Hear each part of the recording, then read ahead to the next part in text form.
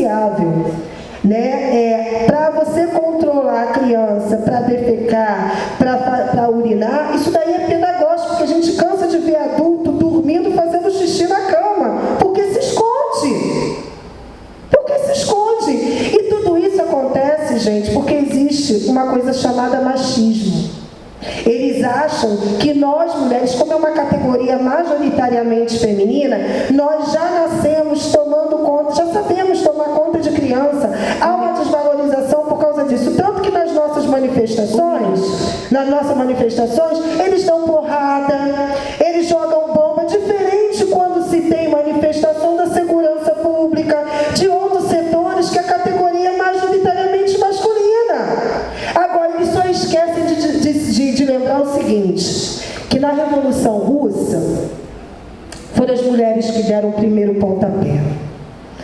E quando se tem o extermínio dentro das favelas, são as mulheres pretas que metem o pé com aquele shortinho, balançam os ombros mesmos, fazem o barraco que fazem, porque dentro dos quilombos, quem arquitetavam as lutas eram as mulheres negras e os homens que executavam. E aí eu quero fazer uma referência à minha ancestralidade negra, e a gente tem que utilizar as mulheres negras como referência, porque o Brasil é negro.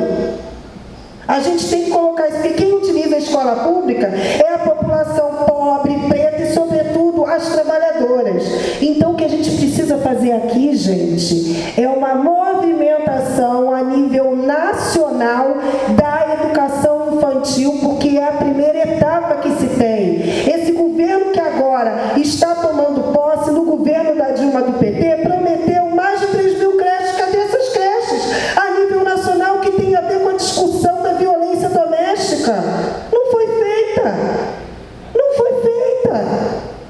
Então, a tarefa é muito maior do que a gente coloca. Esse projeto de privatização já está sendo feito. O problema agora é que vai ser legalizado. É isso. Por fim, depois eu queria conversar com vocês se vocês podem fazer um apoio às animadoras culturais do Rio de Janeiro. São profissionais que estão há 40 anos na rede estadual do Rio de Janeiro, né, que estimulam a parte da cultura dentro das escolas públicas estaduais, ganham um salário mínimo, e agora o governador está querendo mandar embora. Não esquecendo que aqui, se vocês têm o Zema, lá nós temos o Cláudio Castro, que em menos de 2 anos fez 3 chacinas, sem falar do tiroteio que se tem. E que, se vocês têm aqui o tal do Fuad do PSD, nós também temos a porcaria do Eduardo Paes do PSD. Então, companheiras e companheiros, a luta é a mesma, e a gente tem que fazer aqui uma luta unificada, fazer um movimento nacional de luta da educação infantil para estimular todo o restante da segmentação. Muito obrigada.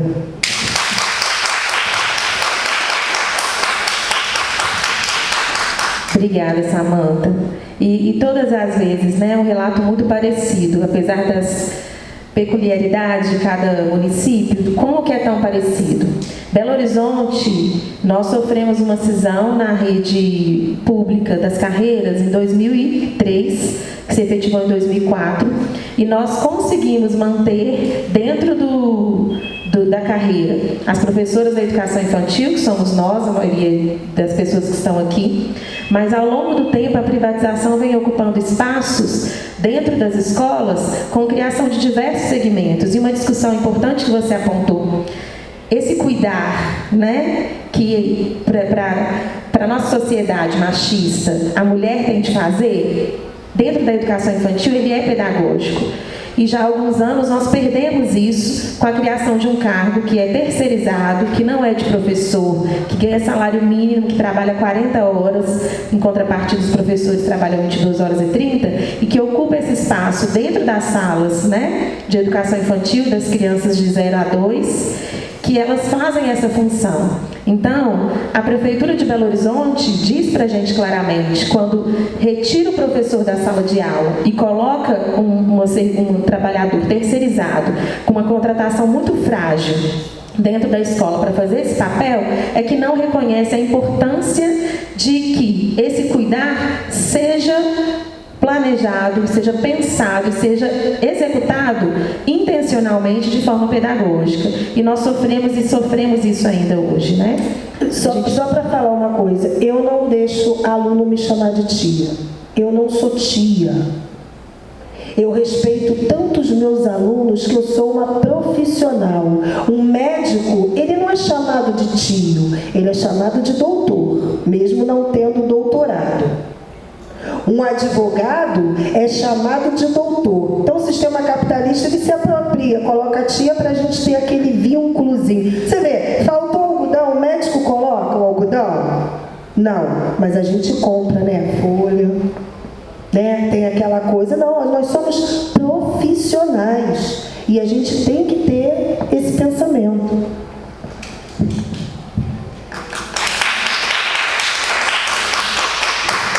Eu vou agora fazer uma rodada. Tem alguém que quer fazer alguma intervenção, alguma pergunta? Eu vou passar para elas 10 minutinhos de conclusão. Tem pergunta, tá, gente? Vou pedir para vir aqui em cima, que é mais fácil, como a gente está fazendo uma gravação e a câmera é fixa, para vir aqui em cima, por favor.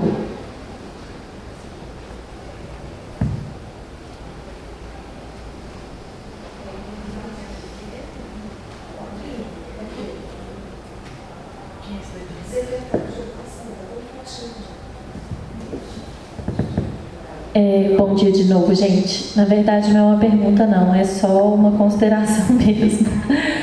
É impressionante, né? Como a gente vai vendo, ouvindo os relatos e vendo como tem pontos semelhantes, né? O relato da Cláudia, ele dialoga muito diretamente com a realidade que a gente está vivendo na rede. E aí, quando a gente ouve o relato da Samantha, vai dando até um certo desespero, porque a situação no Rio está ainda mais complexa, mais agravada do que a de Belo Horizonte, né? E esse modelo, que não é um modelo novo de compra de vagas na rede privada, é um modelo que São Paulo, por meio dos governos do PSDB, estabeleceu como necessário, né? E inclusive com a justificativa de que tem muitos municípios que não têm verba para poder construir creche, todas aquelas situações. E que é um modelo que a gente sabe que ele é extremamente excludente, porque você tira o menino de uma realidade, você coloca numa escola privada que muitas vezes não vai se adequar, não está preparada para receber esse aluno, essa criança, e que já acontece de alguma forma nas filantrópicas, que são feitas por meio de uma espécie de segregação, porque você tem a escola dos bolsistas, ela não é a mesma escola, mas que gera um problema muito grande para a criança de pertencimento, né? E a educação infantil, ela deveria ser esse primeiro momento de acolhida. Então, quando a Samantha fala desse cuidado, desse educar intrínseco, é o que a gente está vivendo aqui com o novo modelo de educação integral. Por quê? A atual gestão entende que o integral não precisa ser banho, que o menino pode ficar 8 horas na escola, que ele não precisa tomar banho. Aí eles colocam integral para 4, 5 anos, porque teoricamente essas crianças já são autônomas. Então elas não precisam, mas a gente sabe que a autonomia de uma criança de 4, 5 anos para ir no banheiro, fazer xixi, usar, é muito diferente de uma criança de 9 anos. A criança de 9 anos, ela tem uma capacidade, um controle de esfíncter, uma maturação que ainda assim a pandemia, a gente viu os reflexos disso tudo, mesmo nos mais velhos. E aí, tudo bem.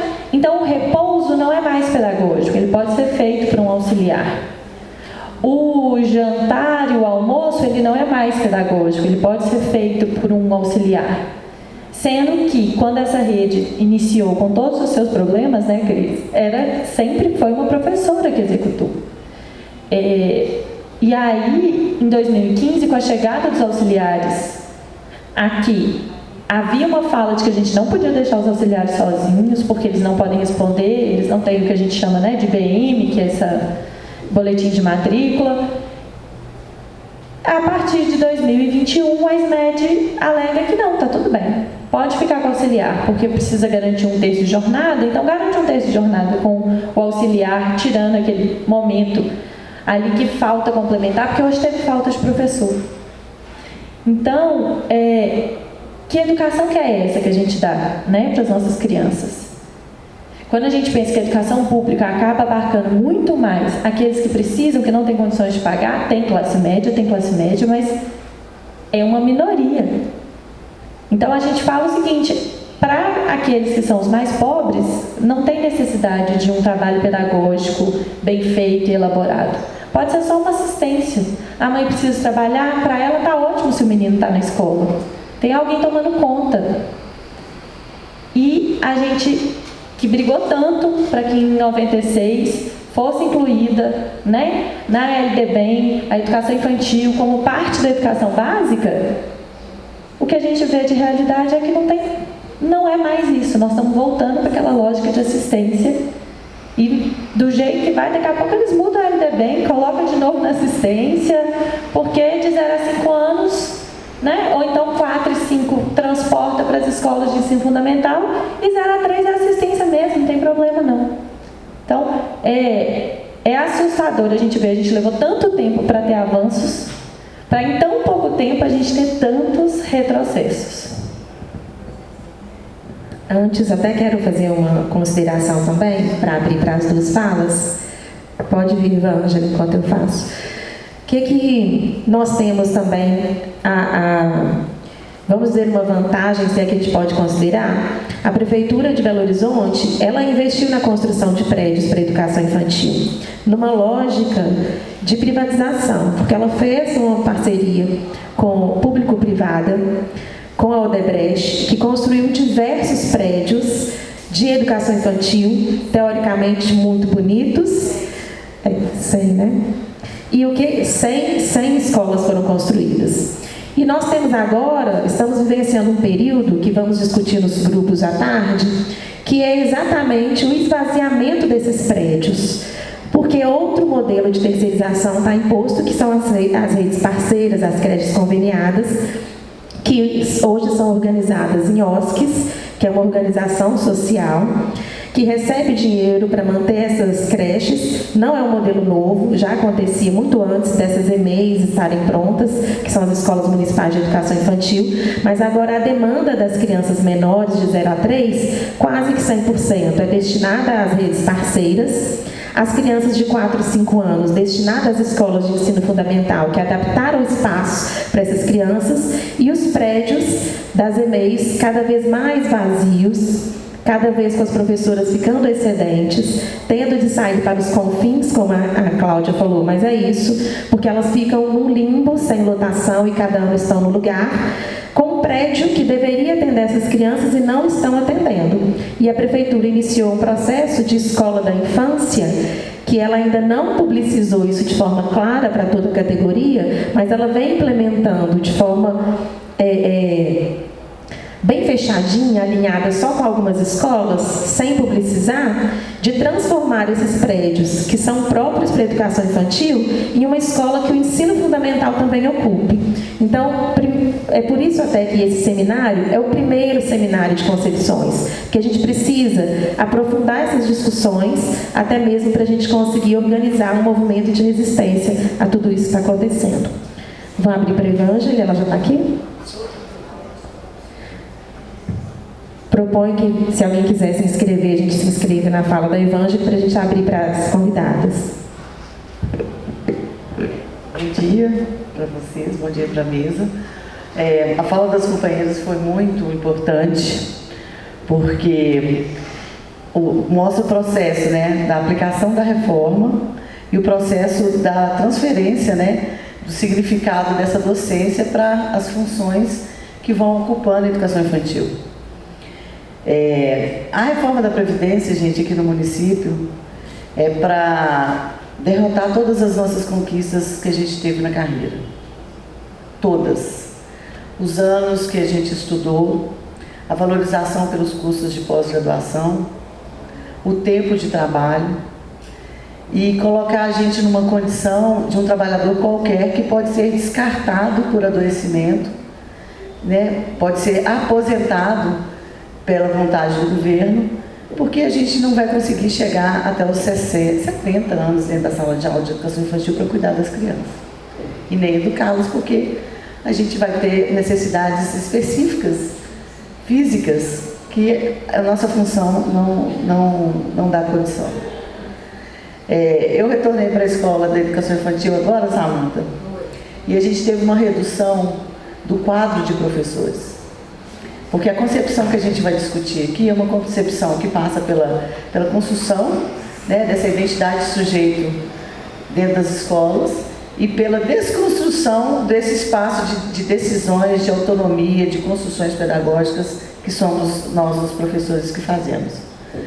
E aí, reduzir em 10 professores em cada escola, colocar a gente no formato do ensino fundamental, colocar a gente passando, igual eu tenho 2 cargos, no fundamental e na educação infantil, você passando na educação infantil por 3 salas, todos os dias, você não consegue executar as suas tarefas pedagógicas com uma qualidade, porque o tempo de 1 hora não dá conta, por causa da rotina da alimentação, da rotina desse deslocamento dentro dos tempos da educação infantil. E aí, a gente precisa de retornar com esse quadro que a gente tinha conquistado. E tudo veio com a pandemia, com a justificativa das mudanças, dos cortes, e também eles estão descaracterizando as escolas, né? Porque na minha escola são 800 crianças de educação infantil.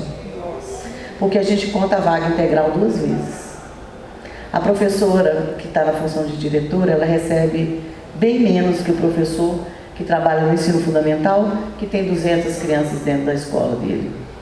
E as nossas demandas são muito grandes.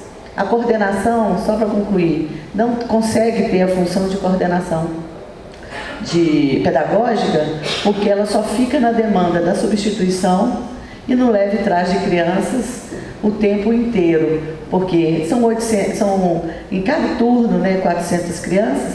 Imagina qual a demanda da família, a demanda da criança, a demanda da escola. Então, assim, a gente não tem um momento coletivo. A gente encontra e conversa durante 15 minutos no lanche, enquanto as nossas companheiras, colegas lá, terceirizadas, cuidam das crianças sozinhas. Diariamente, elas ficam, em média, 1h30 sozinhas com as crianças. Então, assim, isso é muito grave. E aí, essa mudança tem também um outro viés, que é colocar a escolarização dentro da educação infantil, que é colocar em primeiro lugar, em vez de ser o sujeito e a identidade, colocar o processo de alfabetização e letramento. E a gente trabalha isso de outra forma. A gente trabalha com as linguagens e de forma multidisciplinar, trazendo dentro da experiência da criança, né, as propostas que a gente vai vendo das demandas que eles trazem. Então, assim, é tudo de cima para baixo. E esse seminário é muito importante. Vai ficar gravado, a gente vai discutir e vou cobrar das colegas que venham à tarde, né? Porque é nosso direito participar. E se está vazio assim, é porque tem uma imposição, um autoritarismo dentro da escola que não estão deixando as pessoas participarem. Obrigada, Evângela. Vou combinar com as meninas 10 minutos, e o aviso com 5 e com 1, tá bom? Então, vou começar de novo pela Cláudia, tudo bem?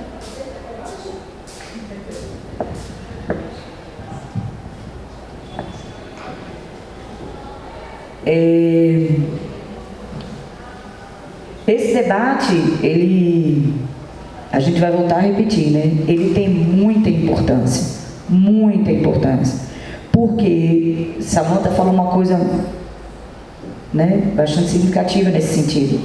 Não podemos depositar nossas confianças nas instituições, né, no legislativo, nas câmaras de vereadores, nas assembleias legislativas, porque é dela que sai, né, a maioria dos projetos hoje que estão sendo aplicados, do desmonte do serviço público e do desmonte da educação pública. Se até hoje, não é?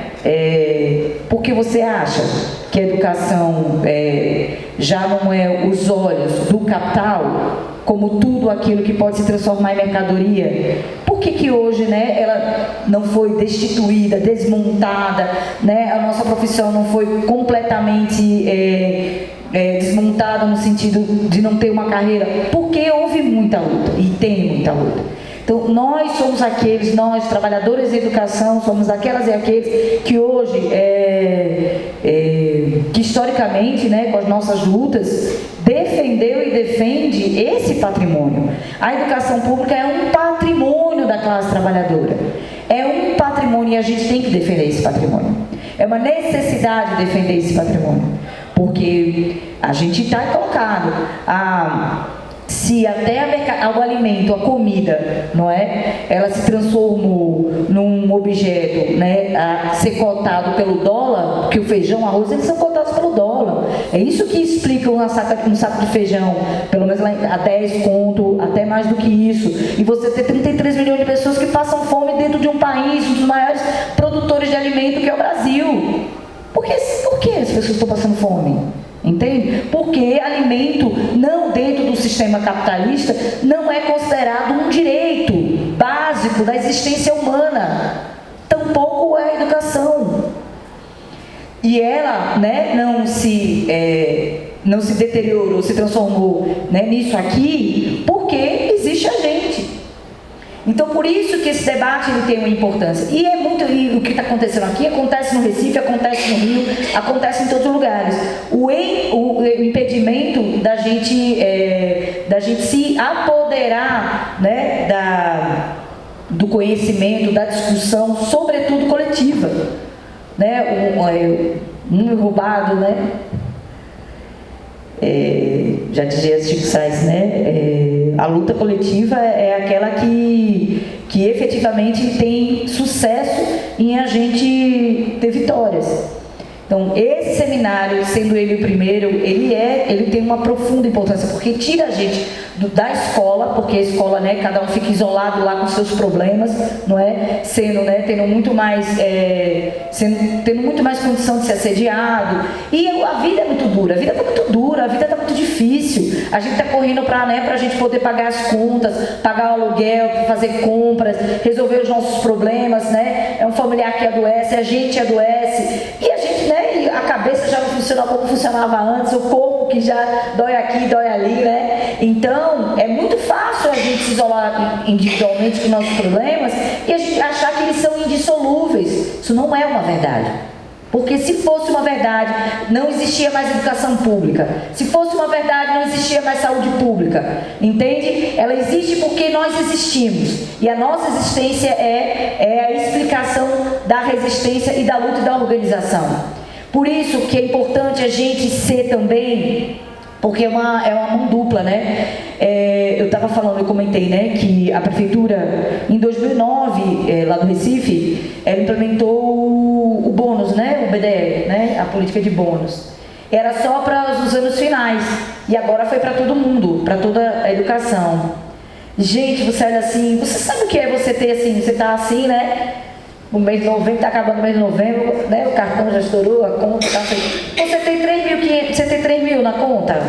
Você tem 6 mil que você ganhou de bônus? Pô, o dinheiro é bom, todo mundo quer, entende?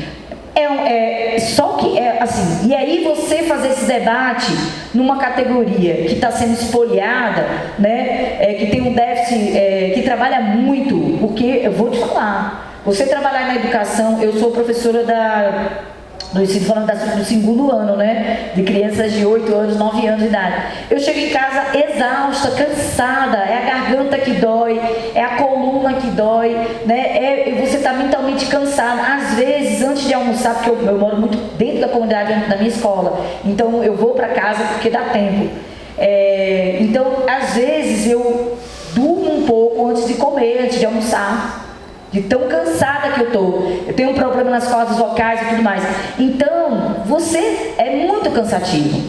Então, a gente não sai da escola, a gente fecha a escola e deixa a chave lá e acabou. Isso não é assim. Porque a gente que tem que pensar tudo, porque é um ofício de planejamento, né? É um ofício que ele requer o tempo inteiro o fazer e o refazer, a análise, a elaboração, porque é preciso ter uma conclusão e da conclusão a reelaboração, porque é um processo, a aprendizagem ela é um processo, ela não é um fim em si mesmo, portanto, é muito exaustivo, é muito cansativo. Então, uma professora, um professor, né? Vou falar professora porque nós somos maioria na nossa área. Você trabalha demais e o salário não é o real do tamanho do trabalho que a gente exerce. E diante da crise econômica, do nível de desemprego, o Pernambuco é a capital do desemprego. Então, nós, professoras, em especial também as aposentadas do serviço público, são arrimo de família, estão sustentando uma casa inteira. Estão sustentando uma casa inteira de filhos e filhas que são desempregados e que voltaram a morar nas suas casas. Essa é a nossa realidade. Essa é a realidade do nosso público. Então, se chegam 3 mil conto na conta, eu quero lá saber que isso vai destruir meu plano de cargos e carreiras, né? Se isso vai colocar a maioria das minhas colegas que não vai ter esse bônus e cada vez mais vai deteriorando e precarizando as outras escolas e é um incentivo à privatização, porque é o imediato. A nossa batalha ela é muito dura, porque ela é contra o Estado e é uma batalha ideológica, porque vai se construindo, para justificar isso, o BDE, de que os mais capazes, sim, eles têm que ser beneficiados, eles têm que ser bonificados. Eu faço a minha parte, eu sou uma ótima professora, por isso que eu ganho bônus. É você desmontar a cultura da meritocracia também. Desmontar a cultura da meritocracia entre nós, companheiros. Então é uma batalha muito dura dos sindicatos, nossas, do interior da escola, entende? Porque as prefeituras, os governos, né, que estão completamente que cumprem, né, a pauta do capital e aplicam essa política da bonificação porque é uma forma, primeiro, de nos dividir para melhor governar. Olha, Samanta, você não trabalhou, então você não vai ter bônus. Quem vai ter sou eu. Né? Então eu sinto muito se você não foi uma boa professora, se você é uma professora faltada, se você adoece. Quem mandou você ter filho, passar 6 meses de licença médica? Ah, você baixou a sua nota. Então, sabe, é perverso o negócio. É perverso. Então, é uma batalha, porque há um processo de desmonte da nossa carreira, do nosso poder aquisitivo, né? O nosso salário rebaixado, a gente tem que ficar todo ano brigando pela essa porcaria desse piso, entendeu? Que é abaixo do que deveria ser, sabe? E fica todo ano a gente mordendo o rabo, não tendo uma politização e de uma desvalorização salarial, a inflação, né? O custo de vida aumentando, os nossos parentes, nossos filhos desempregados, e daí é legítimo que uma professora queira os 3 mil reais, queira os 6 mil reais, né? Porque tem uma diferenciação, agora recente, foi no mês passado. E o que nos abre dos grupos das escolas, né? Que tem vários grupos, né? Grupo que é dividido por RPAs, Região Política Administrativa, lá no Recife. Vai do 1 ao 6, eu sou da RPA 6. Aí você vê os grupos das RPAs. Ah, mas eu não tive bônus, eu não sei o que, eu trabalhei assim, não sei, e a minha escola não teve bônus.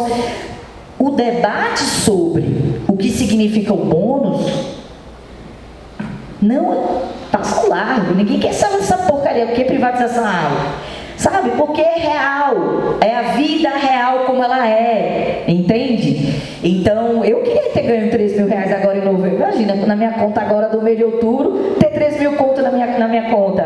Olha, gente, isso não é qualquer coisa pra gente, isso é uma grana. Imagina a escola que recebeu 6 mil reais. Então, e é justamente por isso, porque a prefeitura rebaixa o nosso poder aquisitivo, né? O nosso nível salarial é rebaixado, ela vem com essa política de bônus, porque aí ela só sai de cena, o prefeito sai de cena, porque vai deixar a gente se digladiando, a gente se comer entre a gente mesmo, entendeu? Porque é uma forma de você desmontar o plano de cargos e carreiras, porque o plano de cargos e carreiras, ele é coletivo. Ele é uma conquista coletiva. Do professor que entrou hoje, o professor que tem 50 anos de rede, ele tem os mesmos direitos assegurados pelo plano de cargos e carreiras. A bonificação não. Na medida que você implanta a bonificação, você tem, esse dinheiro ele está vindo de algum lugar. De onde está vindo esse dinheiro da bonificação? De algum lugar ele está vindo. E é da gente mesmo. Só que para bonificar um setor, justificando pelo discurso da meritocracia. Isso é uma outra faceta também do processo de privatização, porque tem a ver com isso. Você desmonta as conquistas coletivas, você desconta um plano de carreiras, você desmonta um plano de carreiras para implementar uma política de caráter meritocrático privatista.